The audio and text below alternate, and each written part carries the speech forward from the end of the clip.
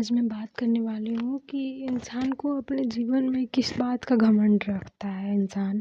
मनुष्य को अपने जीवन में किस बात का घमंड रहता है, चाहे वो हम हो या आप हो या फिर कोई भी हो।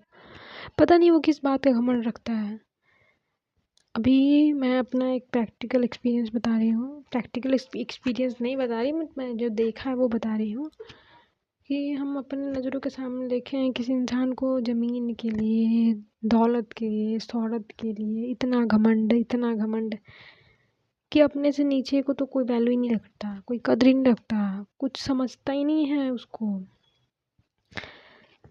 मेरे घर के पास के एक भैया लगते हैं, वो अभी यंग है, उनका ज़्यादा एज नहीं हुआ है, मीन्स मान के चलो उनका 30-35 के बीच में अप्रॉक्स होगा।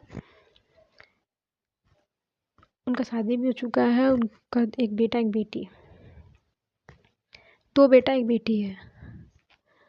उनका एक बिजनेस है, वो बाहर गए थे शायद मैं इसलिए कह रही हूँ क्योंकि मैं उनको देखी नहीं, लेकिन वो बाहर रहते थे पहले, तो वहाँ से बहुत कुछ सीख कर आए थे कि वो बोलते थे कि हम अपना मिनी ब्रांच खोलेंगे। तो उनका सपना था कि हम ये करेंगे, वो करेंगे, ये करेंगे। लेकिन अभी मैं उनको देख रही हूँ कितना कम एज में वो इस दुनिया से चले गए। ना ही अपना दौलत लेके गए,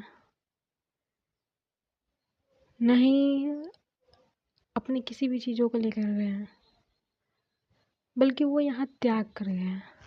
क्या? रिश्ता, पैसा, दौलत, नाम,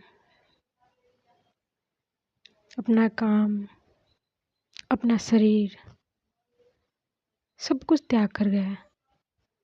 वो सिर्फ एक आत्मा के साथ गए हैं।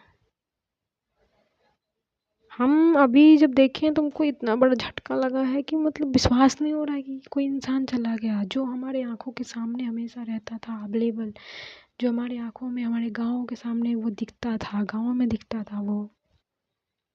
पर डे हम उनको देखते थे दुकान पे आते जाते, वो कुछ दिन से बीमार थे। उनको क्या था? कैंसर था। अब ये लोग कह रहे कि कैंसर था, क्या था हमको नहीं उतना क्लियर पता, लेकिन कह रहे कैंसर था, लेकिन वो बीमार थे ये क्लियर है कि वो कुछ दिन से बीमार थे।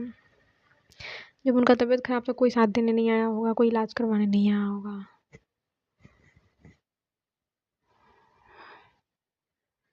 मेरे पास कोई शब्द नहीं है इसके लिए। यार समझो किस बात का गुरूर है, कर्म अच्छे करो। मैं कुछ नहीं कह सकती।